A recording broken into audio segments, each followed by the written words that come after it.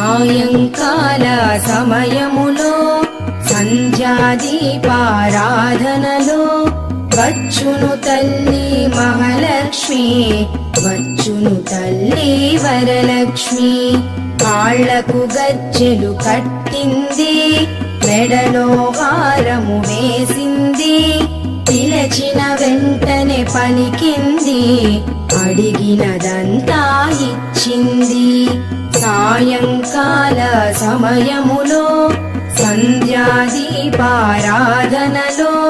వచ్చును తల్లి మహాలక్ష్మి, వచ్చును తల్లి వరలక్ష్మి.